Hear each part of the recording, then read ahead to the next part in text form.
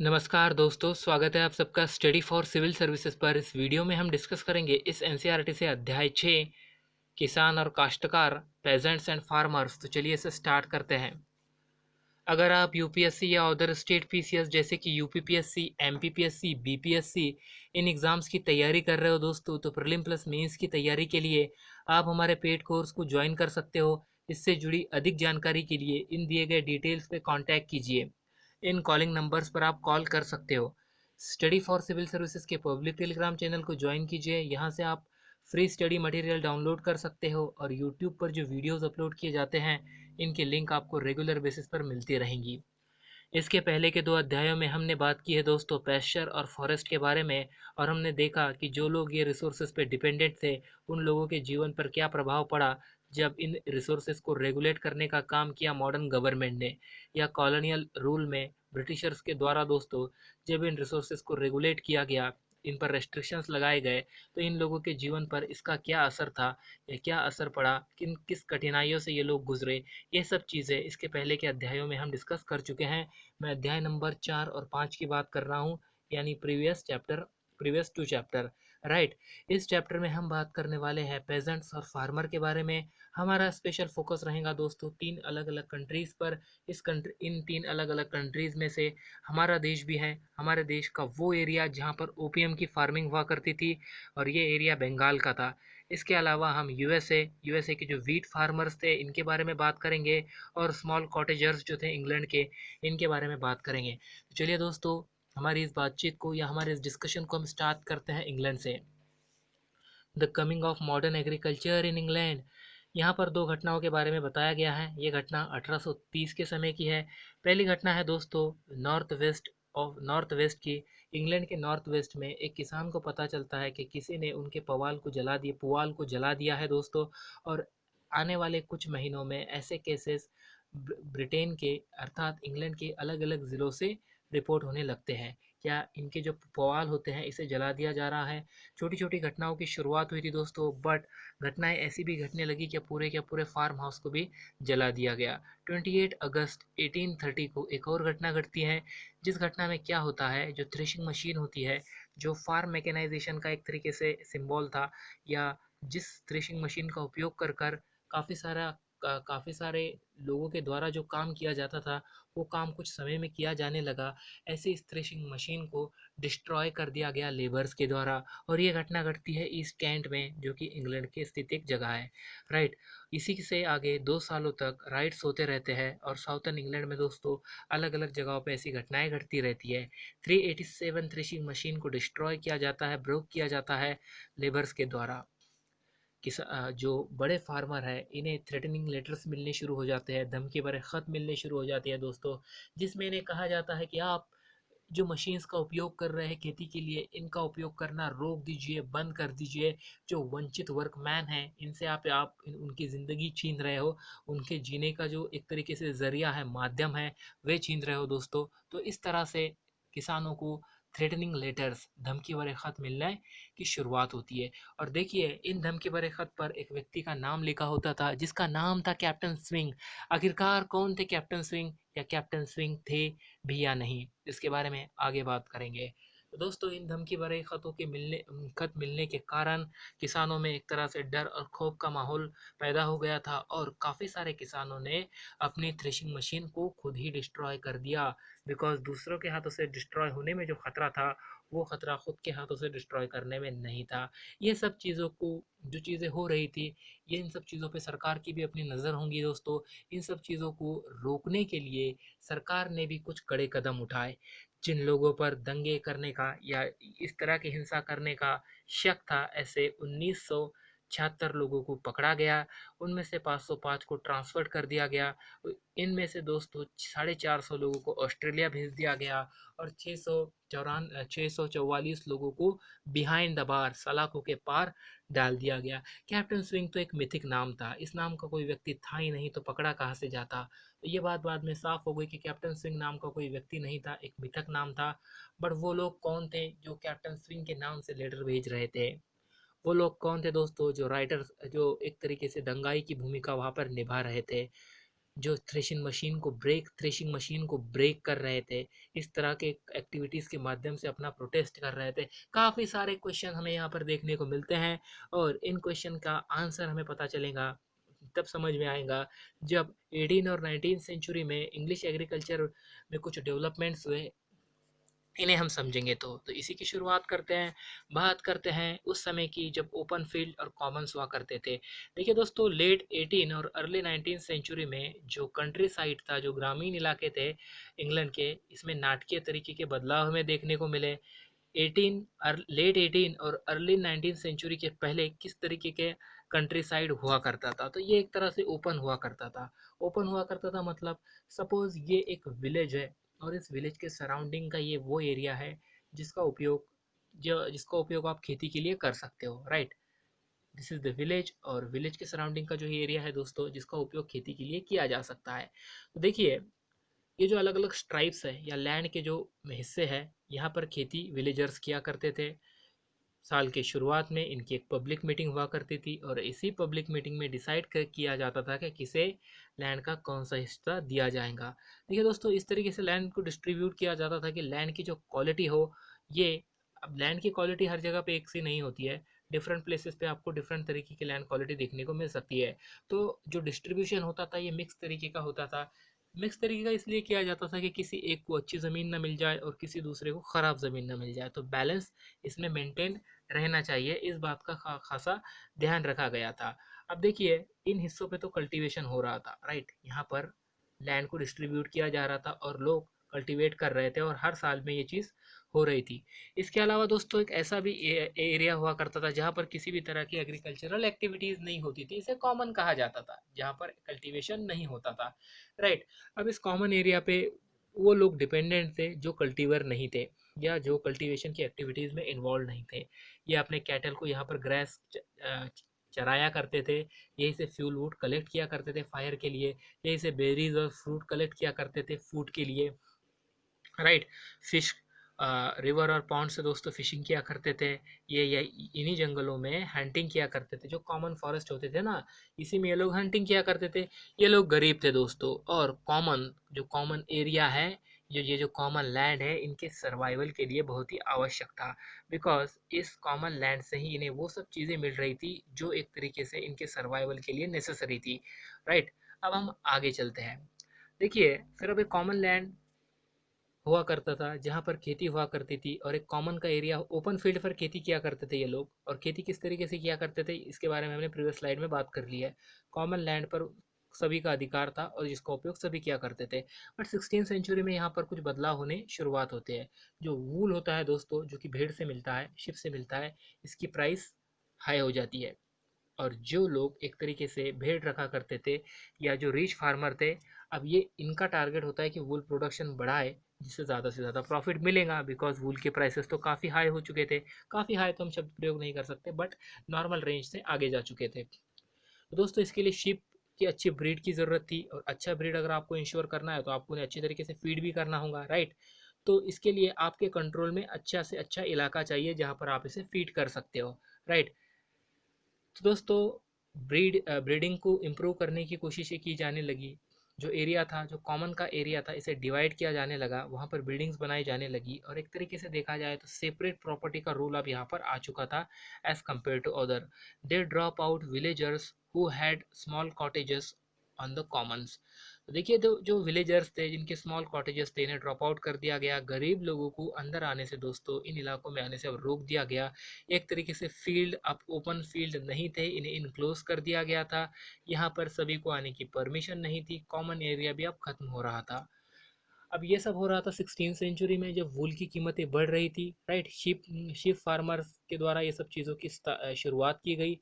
18 century में क्या हुआ दोस्तों, ये जो इंक्लूजर का मूवमेंट था, इसने और एक तरीके से तेज़ी दिखाई, और ये भी इसकी शुरुआत फिर से इसकी फिर से शुरुआत हो गई, हम ऐसा कह सकते हैं, राइट। अब यहाँ पर जो इंडिविजुअल लैंड लॉर्ड्स थे, ये लोग क्या करने लगे, ये फील्ड को इनक्लोज करने लगे।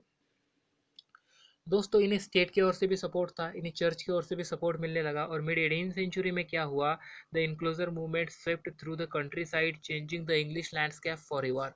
और देखिए, कंट्री साइड से भी ये जो लैंड क्लोज की मूवमेंट थी, इनक्लोजर की मूवमेंट थी, ये गुजरी। और दोस्तों यहाँ पर भी कंट्री साइड का जो एरिया था इसे भी एक तरीके से इनक्लोज किया गया। 1750 से लेके 1850 ये 100 सालों के समय में 6 मिलियन एकर्स को इनक्लोज किया गया। 6 मिलियन एकड़ लैंड को दोस्तों इनक्लोज किया गया। काफ़ी बड़ा ये नंबर है। ब्रिटिश पार्लियामेंट ऐसे में चुप नहीं रही और इसने भी दोस्तों, बिकॉज स्टेट का तो इसे सपोर्ट था, चर्च का सपोर्ट था, तो ऐसे लॉस पास किए जो इस इनक्लोजर के मूवमेंट्स को या इनक्लोजर की एक्टिविटी को लीगलाइज करने का काम कर रहे थे। अब हम बात करते हैं न्यू डिमांड फॉर ग्रेन्स के बारे में। देखिए, एक तरीके से देखा जाए तो अब लैंड इनक्लोज हो रहा था, पर ये इनक्लोजर क्यों कर रहे थे? 16वीं सेंचुरी में इनक्लोजर हुआ बिकॉज शिप फार्मिंग की वजह से वूल की डिमांड बढ़ रही थी, ज़्यादा से ज़्यादा प्रॉफिट ये वूल फार्मर्स को मिल सकता था, इसलिए दोस्तों इन्होंने इनक्लोजर स्टार्ट किया। बट 18 सेंचुरी में जो इनक्लोजर हुआ था दोस्तों, ये ग्रेन प्रोडक्शन के लिए हुआ था। इसका टारगेट ग्रेन प्रोडक्शन था। हम कह सकते हैं कि ये एक साइन था चेंजिंग टाइम का। एक तरह से ये जो इनक्लोजर मूवमेंट 18 सेंचुरी में हो रहा था, ये इसका कॉन्टेक्स्ट डिफरेंट था प्रीवियस जो 16 सेंचुरी में हुआ था इससे, और ये समय बदलने के साइन के रूप में हम इसे देख सकते हैं।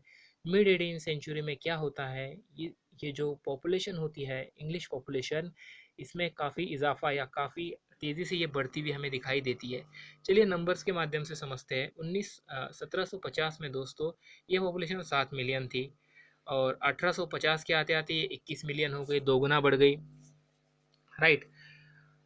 और 1900 के आते आते ये 30 मिलियन हो गई। तो भाई 150 साल के पीरियड में 4 टाइम्स ये पॉपुलेशन बढ़ी है। अब इतनी पॉपुलेशन बढ़ी है तो दोस्तों जो डिमांड होंगी ये भी बढ़ी होंगी, क्लोथ के लिए, फूड के लिए, राइट। जो बेसिक फैसिलिटीज़ होती है, जिससे जो आवश्यक है किसी को भी ज़िंदा रहने के लिए, ये सब डिमांड बढ़ रही थी, बिकॉज नंबर ऑफ़ पीपल भी बढ़ रहे थे, ये भी इंक्रीज़ हो रहे थे।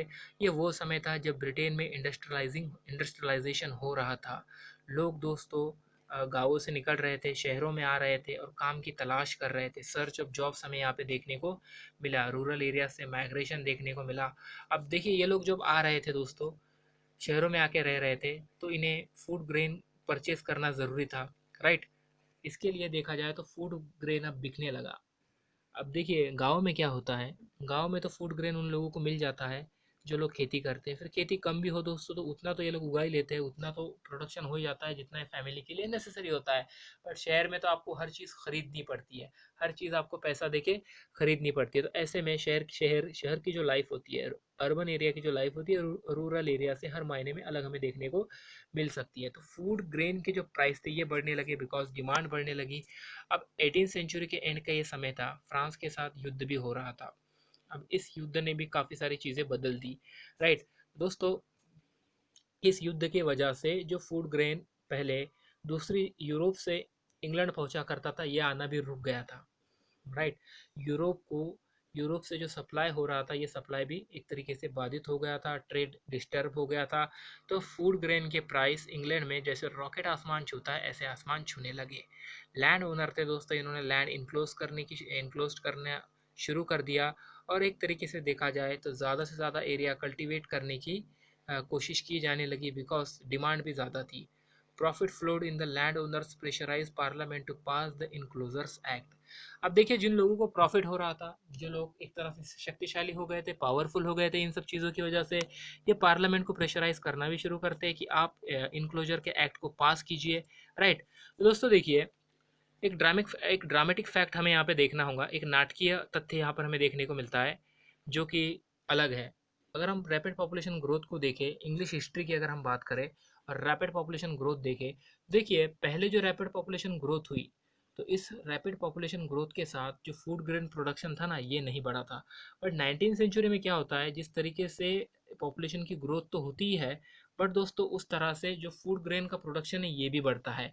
और 19 सेंचुरी के आते आते 80% जो अपनी फूड ग्रेन की ज़रूरतें थी, ये इंग्लैंड खुद पूरा कर रहा था, और जो बची कुछ चीज़ें ये बाहर से इंपोर्ट की जाती थी। तो फूड ग्रेन दोस्तों, फूड ग्रेन का प्रोडक्शन इन्होंने काफ़ी बढ़ाया, एक तरीके से रैपिडली इंक्रीज़ किया।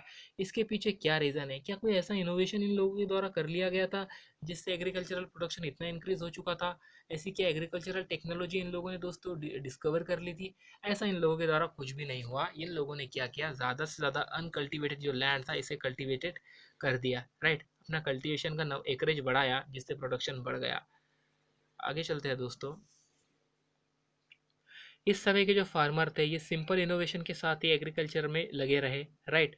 और अर्ली 18 सेंचुरी तक ये सब चीज़ें चलती रही। 1660 में क्या हुआ, इंग्लैंड के अलग अलग इलाकों में टर्निप और क्लोवर की खेती की जाने लगी थी।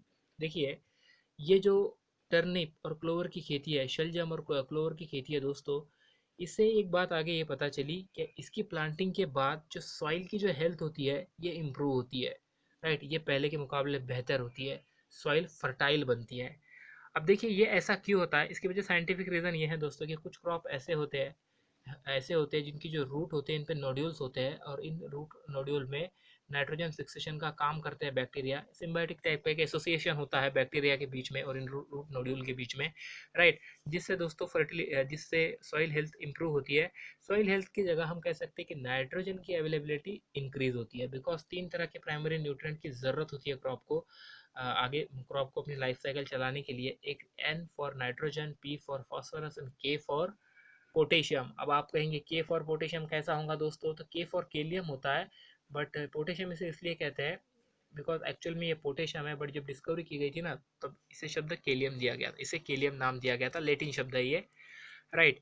तो जो नाइट्रोजन क्रॉप लेता है दोस्तों, सॉइल में अवेलेबल नाइट्रोजन, ये खेती करने के बाद सॉइल की जो सपोर्ट होता है, नाइट्रोजन सपोर्ट होता है क्रॉप को, ये कम हो जाता है। इसमें का नाइट्रोजन एक तरीके से एग्जॉस्ट हो जाता है।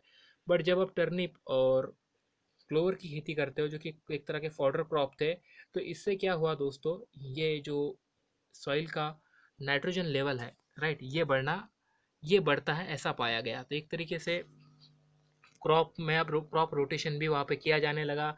इन क्रॉप्स को भी दोस्तों खेती में जगह दी जाने लगी, बिकॉज इन क्रॉप के माध्यम से क्या होता था, जो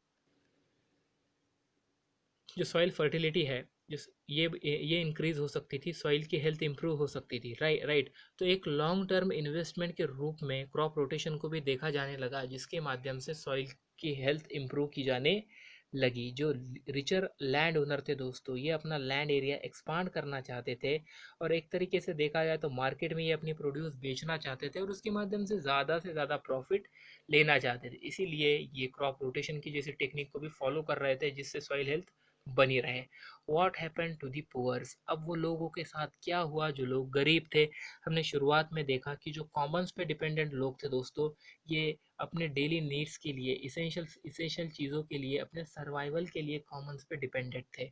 बट जब लैंड इनक्लोज हो गया, इस इनक्लोजर से जो लैंड ओनर थे, इनके इनके पॉकेट भरने लगे, इनके पास पैसा आने लगा दोस्तों। ये यहाँ तक तो ठीक था, पर उन लोगों का क्या, जो लोग सर्वाइवल के लिए या अपनी बेसिक ज़रूरतों के लिए डिपेंड थे कॉमन्स पर।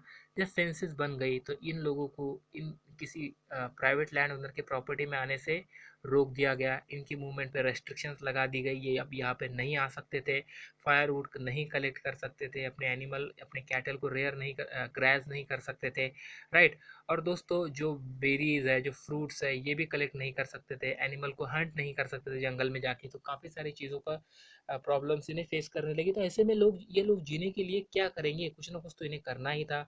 अब देखिए दोस्तों, जो कुछ भी इन्हें मिल रहा था लैंड ओनर्स की ओर से, लैंड लॉर्ड की तरफ से, ये पैसे देके इन्हें खरीदना था, और ये हर चीज़ को अफोर्ड नहीं कर पा रहे थे। तो ऐसे में हमें माइग्रेशन देखने को मिलता है उन एरियाज़ की तरफ जिन एरियाज़ में दोस्तों इनके लिए काम अवेलेबल था, राइट। तो ऐसे एरियाज़ की तरफ इनका माइग्रेशन हुआ। साउथर्न काउंटीज़ ऑफ इंग्लैंड ये लोग चले गए, राइट। और यहाँ पर एज एग्रीकल्चरल लेबर के रूप में ये लोग काम करने लगे। देखिए पहले क्या हुआ करता था, एज एग्रीकल्चरल लेबर ये पहले भी काम किया करते थे, बट उस समय ये अपने लैंड ओनर्स के साथ रहा करते थे। इनके ही मतलब इन्हें अच्छी ट्रीटमेंट भी मिलती थी, इनकी ओर से इन्हें खाने की चीज़ें दी जाती थी, राइट।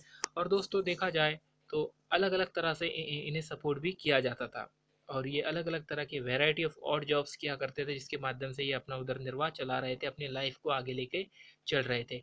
18 में क्या होता है दोस्तों, ये प्रैक्टिस डिसअपियर होना शुरू शुरू हो जाती है। जिस तरीके का रिलेशन लेबर और लैंड ओनर के बीच में था, इस तरीके का रिलेशन डिसअपियर होना शुरू होता है 18 के समय पे।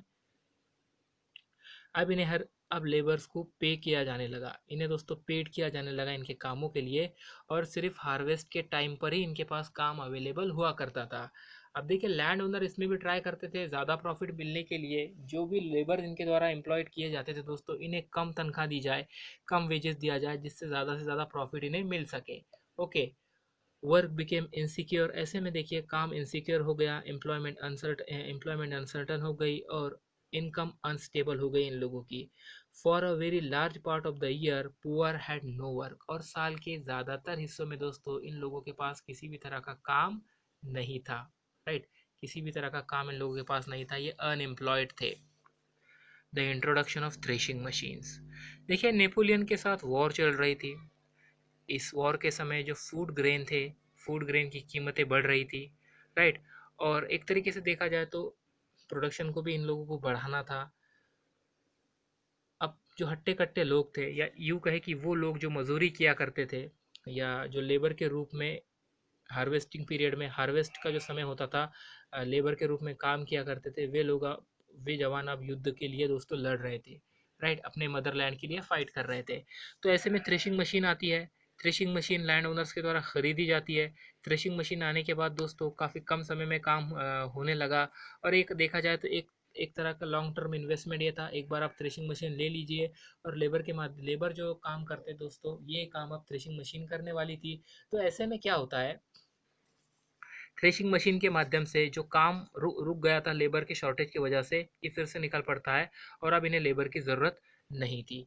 और एक तरीके से देखा जाए दोस्तों तो बड़े लैंड ओनर्स को भी काफ़ी शिकायतें थी लेबर से, इनके ड्रिंकिंग हैबिट की वजह से, इनके काम करने के तरीके की वजह से, समय पे काम पे ना आने की वजह से। राइट, द मशीन, अब जो मशीन ये लोग लेकर आए थे, इस मशीन से ऐसी कोई शिकायत नहीं थी। और मशीन तो थकती नहीं है ना, मशीन में थकान नहीं होती है ना, जैसे इंसानों में होती है। तो मशीन तो दोस्तों काफ़ी समय तक काम करने वाली थी। नेपोलियन के साथ युद्ध जब खत्म हो गया, सोल्जर वापस आ गए। ऐसे में अब इनके पास सोल्जर की तो जॉब नहीं थी, अल्टरनेट जॉब की ज़रूरत थी। अल्टरनेट जॉब की ज़रूरत थी दोस्तों, तो वे पहले जो एग्रीकल्चरल एक्टिविटीज़ किया करते थे, मतलब एग्रीकल्चरल लेबर के रूप में जहाँ पे काम किया करते थे, वहाँ पर तो इन्हें काम नहीं मिल रहा था, बिकॉज हार्वेस्ट के बाद जो थ्रेशिंग का काम होता है दोस्तों, ये अब मैन्युअली ना होकर मशीन से किया जाने लगा था। तो एक तरीके से देखा जाए तो यही एक डिप्रेशन का, जो ग्रेट डिप्रेशन हमें देखने को मिला बाद में, उसकी शुरुआत यहाँ से हुई थी। ऐसी भी बातें इस अध्याय में बताई जाती है। तो दोस्तों जो वर्कमैन हुआ करते थे, जो काम किया करते थे और जो इन्हें एम्प्लॉय किया करते थे, ये लोग, इन लोगों की कोशिश थी कि इन्हें कम से कम तनख्वाह दी जाए, ज़्यादा से ज़्यादा काम किया जाए, जिससे इन्हें ज़्यादा से ज़्यादा प्रॉफिट हो। राइट, तो देखिए ये लोग जिनके पास काम नहीं था, अब एक जगह से दूसरी जगह घूमने लगे, काम की तलाश करने लगे, फिर भी काम नहीं मिल रहा था। तो ऐसे में दोस्तों थ्रेशिंग मशीन एक वजह थी जिस वजह से इनका काम इनके हाथों से चला गया था। वर्कमैन के पास काम नहीं था, all because of threshing machine. तो ऐसे में ही 1830 में वो घटना घटी दोस्तों, जिस घटना ने एक तरीके से शुरू जून महीने में जो हुई, जिसकी शुरुआत 28 अगस्त 1830 को होती है, जिसमें लेबर्स के द्वारा थ्रेशिंग मशीन को डिस्ट्रॉय किया जाता है, और 387 थ्रेशिंग मशीन इन लोगों के द्वारा, लेबर्स के द्वारा डिस्ट्रॉय की गई। फार्मर्स को लेटर्स, धमकी भरे लेटर्स मिलने लगे, जो कि कैप्टन स्विंग के नाम से पहुंचा करते थे। For the poor has threshing machine had become a sign of bad time, और ये इनका जो बैड टाइम था, ये ना, ये थ्रेशिंग मशीन की वजह से ही आया था। इस तरीके से ये लोग देख के चल रहे थे। द कमिंग ऑफ, अब कंक्लूजन देखते हैं इसका। The coming of modern agriculture in England दस मेड मेनी डिफरेंट चांसेस, देखिए जो मॉडर्न एग्रीकल्चर इंग्लैंड में आया ना, एक तरीके से देखा जाए दोस्तों, तो इसने काफ़ी सारे चेंज लेकर आया, not chances, it is changes. Modern agriculture जो इंग्लैंड में आया, इसने काफ़ी सारे बदलाव भी इंग्लैंड में अपने साथ लाए। ओपन फील्ड डिसअपियर हो गए, पेजेंट के कस्टमरी राइट्स अंडरमाइन कर दिए गए। राइट, रिच फार्मर ने अपना प्रोडक्शन इंक्रीज करने के लिए अपना एरिया इंक्रीज किया। जो अपना प्रोडक्शन था इन्होंने वर्ल्ड मार्केट में भेजा, जिससे इन्हें काफ़ी मुनाफा हुआ, ये लोग पावरफुल होते गए। जो लोग गरीब थे, ये जो लोग गाँव में रह रहे थे, ठीक है, इनकी संख्या काफ़ी थी। और इनमें से कुछ दोस्तों साउथर्न काउंटीज़ के जो एरियाज थे, यहाँ चले गए, बिकॉज यहाँ पर इनके लिए काम अवेलेबल था। राइट, दूसरी सिटीज़ में गए, माइग्रेशन हमें देखने को मिला। The income of labourer became unstable, भाई जो कामकाज करने वाले लेबर थे, इनकी इनकम अनस्टेबल हो गई, इनके जॉब अनसिक्योर हो गए, और दोस्तों लाइवलीहुड प्रिकेरियस, एक तरीके से देखा जाए तो लाइवलीहुड पर भी यहाँ पर बात की जा रही है, ये भी प्रिकेरियस हो गई। तो इस तरह से इस अध्याय में हम बात करने वाले हैं इंग्लैंड के जो स्मॉल कॉटेजर्स थे, इनके बारे में, यूएसए के वीट फार्मर्स के बारे में, और इंडिया के बंगाल का जो एरिया है दोस्तों, उसमें जो ओपीएम की फार्मिंग हुआ करती थी, इसके बारे में। इस अध्याय में बस इतना ही, बिकॉज नेक्स्ट हम देखेंगे यूएसए के वीट फार्मर और बंगाल के ओपीएम फार्मर्स के बारे में। तो थैंक यू, मिलते हैं अगले लेसन में, बाय।